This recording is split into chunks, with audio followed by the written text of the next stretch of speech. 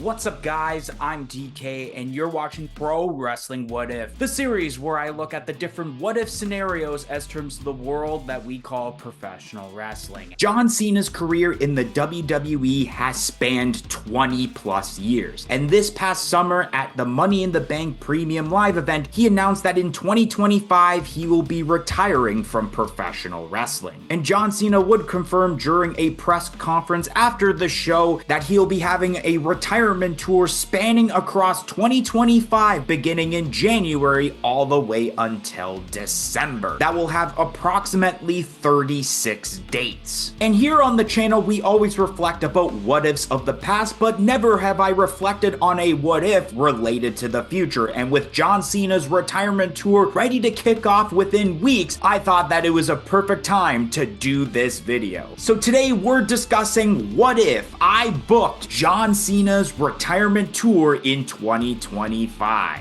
And no, this won't be one of those videos where I point out the 5 big points. This won't be one of those videos where I go through every WWE Premium Live event and see what John Cena would be doing on all of these events. I'm going to do basically the impossible and try to predict all estimated 36 appearances that John Cena will be making throughout this tour. And if you end up enjoying this video, don't forget to hit that like button, share this to all your friends, subscribe, and press the notification bell for when future episodes get released, and leave a comment down below about today's topic or suggesting a future topic for an episode of Pro Wrestling What If. So we're going to kick off with appearance number 1, which was already confirmed to be the first episode of Raw on Netflix for January 6th. And I think that John Cena is going to have a match with Dirty Dominic Mysterio. Super simple, where Dominic is such a heat magnet, and of course everybody's going to be cheering for John Cena, that I think this is just a perfect match to kick off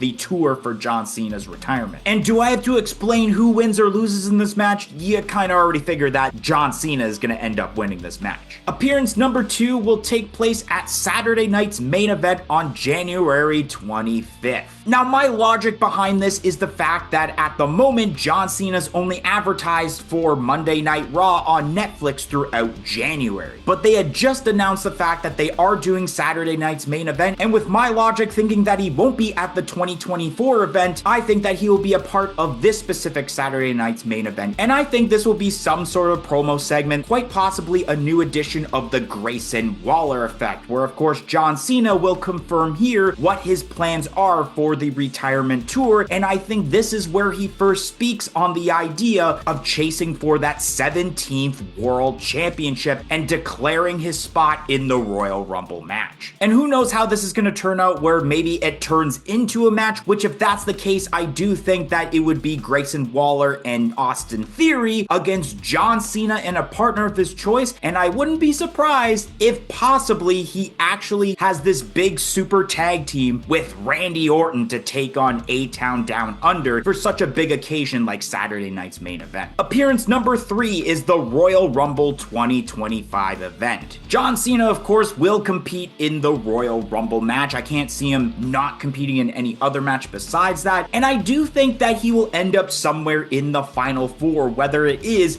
within that Final 4 or perhaps the Final 2, but I do think that John Cena isn't and shouldn't, in my opinion, win the Royal Rumble match. Appearance number 4 will be on the Monday Night Raw after Royal Rumble on February 3rd. This is a promo segment of John Cena talking about his loss at the Royal Rumble, but he does end up announcing that the following week on Monday Night Raw, he will be in a qualifying match to compete inside the Elimination Chamber. Appearance number 5, Monday Night Raw the following week on February 10th, where I think John Cena will face Finn Balor in a one-on-one match to qualify in the Elimination Chamber match. And once again, I think you know exactly who's going to win. Of course, it's John Cena to enter in this match. Appearance number 6, Monday Night Raw on February 24th, 2025, the go-home show to the Elimination Chamber pay-per-view. I would imagine this being more of a promo segment towards all the competitors within this Elimination Chamber match. Basically, all of them trying to say that they are going to end up winning the Elimination Chamber and why they think they're going going to win. Appearance number 7 is the Elimination Chamber Toronto show on March 1st. Unfortunately, a show that at the moment I don't have a ticket for, and that's also because I'm not willing to pay $200 Canadian for a nosebleed seat. In which this match would feature Bronson Reed, CM Punk, Drew McIntyre, John Cena, Sami Zayn, and The Miz inside the Elimination Chamber, where the winner will get a World Heavyweight Championship match at WrestleMania 41. And of course, for this match, John Cena overcomes the odds and does win the match and gets a World Championship opportunity at WrestleMania. Appearance number 8 being Monday Night Raw after Elimination Chamber on March 3rd. John Cena would cut a promo about his Elimination Chamber victory and how he plans to defeat Gunther for the World Heavyweight Championship, but all of a sudden, a certain Scottish psychopath attacks John Cena and actually attacks him so much that he basically has to be taken to the back, and it gives us some doubt on whether or not John Cena will even make it to WrestleMania to have that match. And the reason I chose Drew McIntyre is that I think in this timeline, Drew McIntyre is actually the person that John Cena ends up beating in the final 2 of the Chamber, and Drew McIntyre is upset that he couldn't win the match. And then within the weeks after this, Drew McIntyre gloats about how he took out John Cena, but this will end up leading to a match between John Cena and Drew McIntyre on an episode of Raw. Appearance number 9 will be the episode of Monday Night Raw on March 31st, which specifically takes place in London, England, according to WWE.com, in which this match between Drew McIntyre and John Cena has a stipulation that if Drew McIntyre wins, he gets John Cena's World Championship opportunity at WrestleMania. But of course, we all know in this case, John Cena would defeat Drew McIntyre and keep his opportunity. Appearance number 10 would be the following week's episode of Raw on April 7th. This would be a face-to-face confrontation between John Cena and Gunther, telling each other why they think they're going to win the match. And I don't know if this leads to some sort of match, but if it does, I could see a world where it leads to a one-on-one match between John Cena and Ludwig Kaiser. Appearance number 11, the following week's episode of Raw on April 14th, the go-home show to WrestleMania. And this, of course, would be the final face-to-face confrontation with John Cena and Gunther, in which I could see a world where this leads to some sort of altercation. Maybe John Cena hits an attitude adjustment on Gunther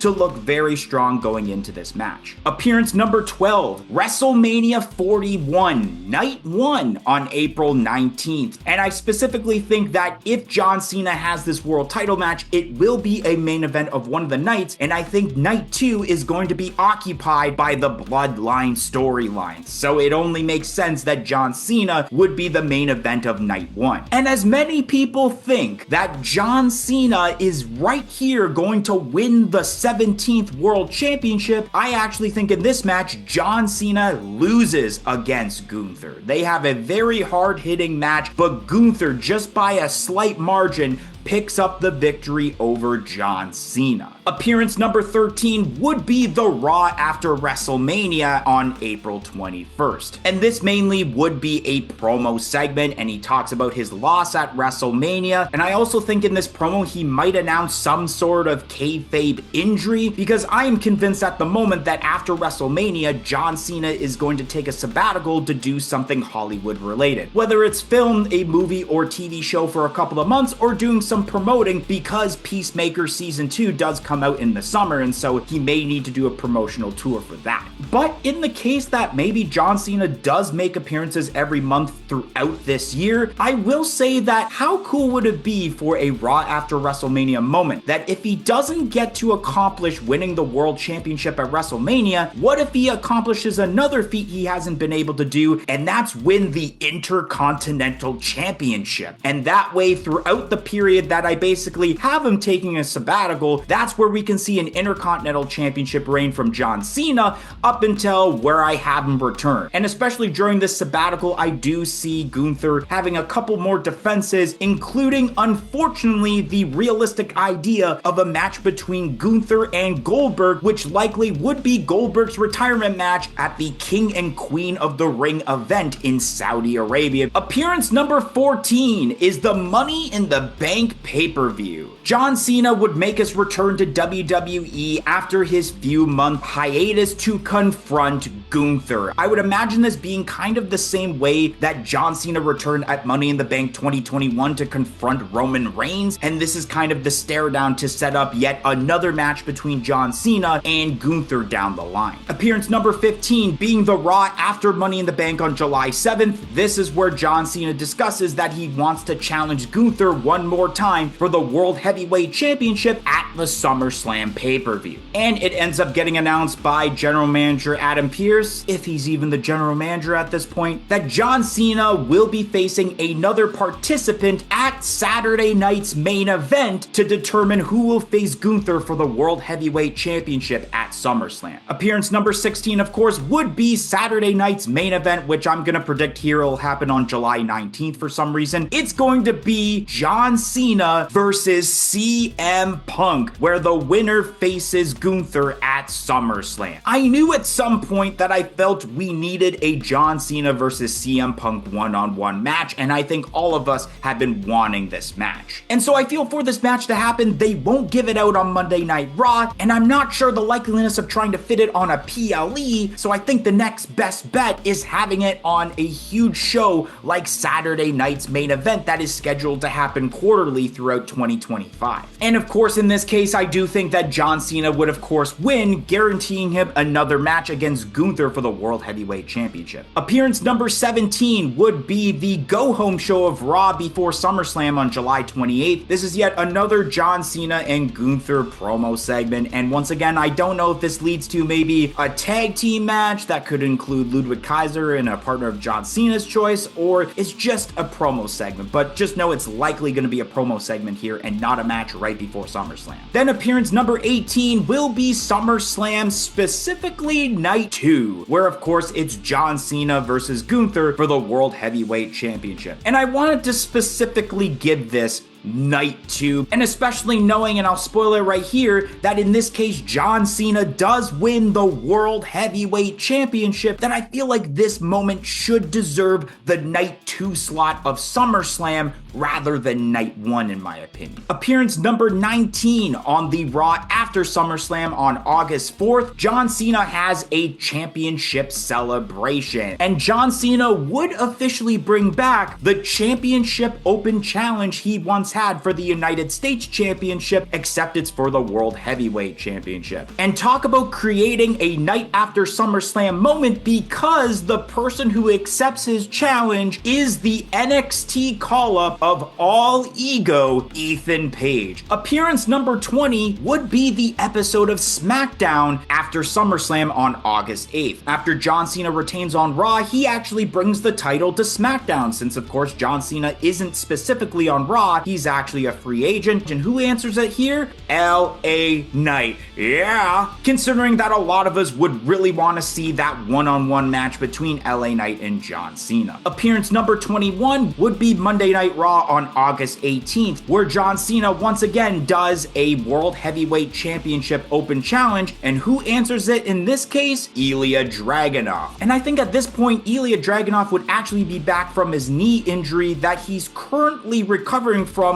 as I'm recording this video, so this likely could be a match, and you definitely know that this would be a banger of a match if it happened. Appearance number 22 would be the Monday Night Raw before the next WWE PLE on August 25th. And this simply would be a promo segment to lead up to whoever he's going to be defending the World Heavyweight Championship against. Whether it be someone from Monday Night Raw or possibly someone from SmackDown, because who knows where this person will be when it comes to this point of the timeline. And that's why for the next WWE PLE that in this timeline takes place August 30th, John Cena will defend the World Heavyweight Championship against Kevin Owens. I think it would be really cool to play back to that rivalry that happened 10 10 years ago at this point between Kevin Owens and John Cena. At this time of recording, of course, Kevin Owens is on the SmackDown brand. However, who knows, especially during the break that I have John Cena on during this timeline, that he could get drafted from SmackDown to Monday Night Raw. And as terms of the name of the PLE, I have no freaking idea what it would be, because I don't think it's going to be Bash in Berlin. I have heard rumors about there being a PLE in Italy, but I'm starting to think that that might be the location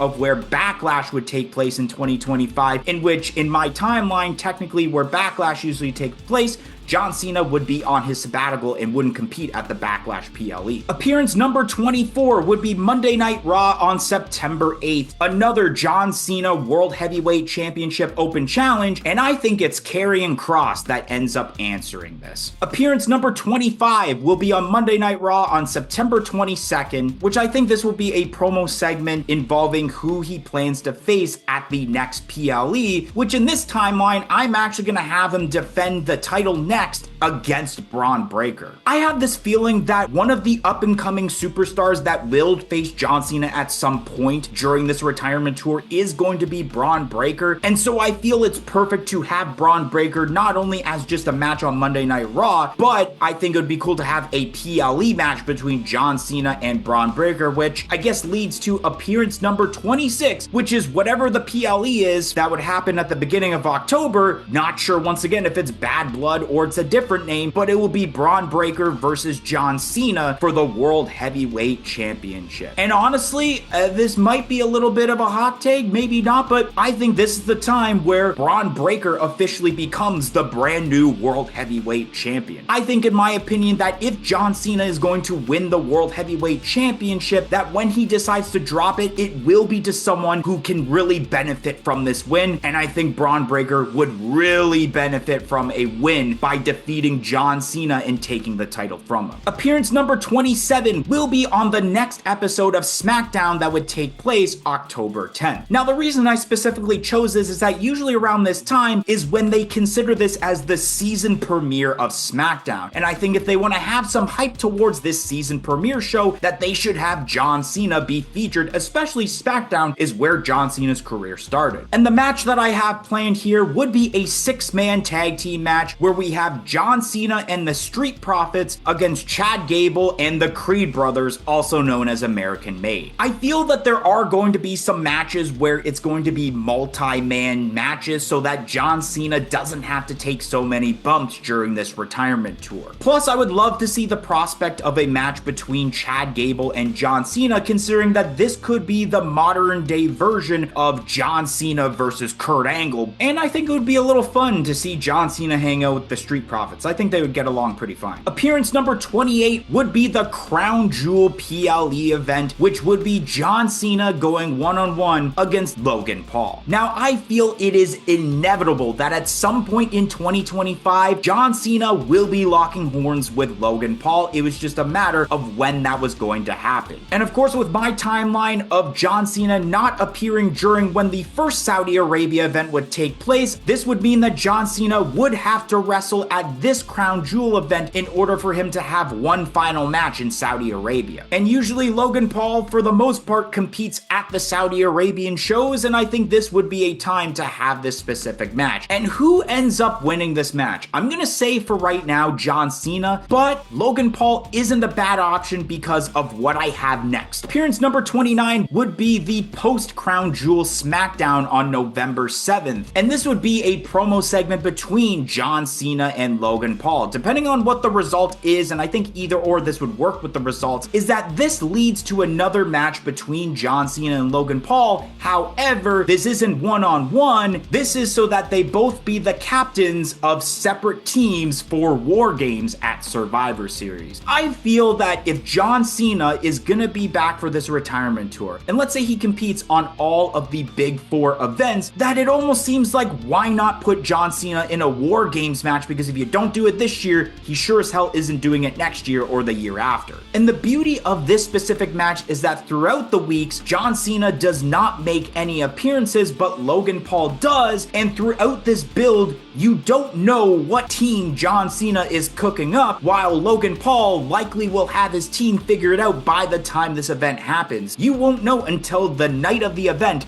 who John Cena's partners are. So now appearance number 30 will be Survivor Series WarGames. And I'm gonna give you some warning that this is some of the most crazy booking that I have throughout this entire video, and know for a fact that this is probably not going to be happening, but this is where fantasy booking really kicks in. So for Logan Paul's team, he somehow recruits the Bloodline. So he's got Solo Sikoa, Tama Tonga, Tonga Loa, and Jacob Fatu. And for John Cena's team, somehow, some way, he recruits the Wyatt Six. I kind of wanted to go with the theme of course, faction versus faction, and the only factions that I think will still be around at this time next year will be the Bloodline and the Wyatt Six, and especially the fact that we can't have a 4-on-4 match where then John Cena would have Uncle Howdy, Dexter Lumis, Joe Gacy, and Eric Rowan as his teammates. But of course, with this scenario, I do see John Cena and the Wyatt Six winning the match. Appearance number 31 will be the Monday Night Raw after Survivor Series on December 1st. This is a promo where he knows that there is less than 1 month until the John Cena retirement tour is over. And this is where he gives the rundown of what's left on this tour. He's going to announce his final match on Monday Night Raw, his final match on Friday Night SmackDown, and of course this specific show is where he would announce his opponent for what would be a John Cena Farewell Premium Live event. Appearance number 32, NXT Deadline. Yep, I definitely think at some point for some reason, John Cena is going to make his way over to the NXT roster to have at least one match with one of their roster members. And I think the perfect place would be on an NXT Premium Live event, which is why I went with Deadline being the last one. And the only person I could think of that he could have a potential dream match with in NXT is with Joe Hendry. I feel like this could be a match that very likely could happen, especially with the very big likeliness that Joe Hendry will make his way over to the WWE when his contract with TNA expires in early 2025. And I think that for some reason, because of the amount of NXT roster members that there currently are going to the main roster likely after WrestleMania and SummerSlam, that I think they're going to put Joe Hendry in NXT for the time being. And although I do think in this scenario that John Cena does defeat Joe Hendry, I just think that this would be a big money match to have on the NXT brand, and of course John Cena will give him some respect for putting up such a great fight against him. Appearance number 33, Saturday night's main event, which I have it set for December 13th, which is the following week, is the dream match of John Cena against the American Nightmare Cody Rhodes. I feel like this also is a match that is inevitable at some point, and I think it should be done near the end of the retirement tour when it's one of the last matches. And I do think in this match, this would be more of a passing of the torch where John Cena would put over Cody Rhodes to show that he is the next flag bearer of the WWE. Appearance number 34, John Cena's final Monday Night Raw taking place December 22nd, in which he has a one-on-one match against Seth freaking Rollins. Now, picking the date was a little bit weird because I think at this point it would be pre-taped because it's so close to Christmas, but I do feel if you're gonna have John Cena have one final match on Monday Night Raw, that there's no better person, in my opinion, than someone he's had history with like Seth Rollins. And I think it would be a banger of a match to have as John Cena's final match on Monday Night Raw. Appearance number 35, Friday Night SmackDown on December 26th, in which I think John Cena and Cody Rhodes would actually team up against Johnny Gargano and Tommaso Ciampa DIY. So if you know your WWE history, you know that every single year on December 26th, being Boxing Day, that there's always a show at Madison Square Garden. And in 2025, Boxing Day lands on a Friday, which means that the Madison Square Garden show will host Friday Night SmackDown. And so I think it is a no-brainer that if there is a Friday Night SmackDown at MSG, that John Cena is going to be a part of it. And now here we are, everybody. The 36th and final appearance will be the John Cena Farewell Premium Live event. And more specifically, I have this being booked at TD Garden in Boston, Massachusetts, being on the outskirts of his hometown of West Newbury. I honestly think this is a no-brainer. I think you know exactly where I'm going with this because everyone is saying this, and I haven't touched on this superstar yet, besides a little bit at the beginning, and that is John Cena having his final match one-on-one against Randy Orton. Randy Orton would actually go over in this match, and John Cena looks up to the ceiling in his final match. And of course, we would see a big standing ovation as we would see the end of John Cena's professional wrestling career.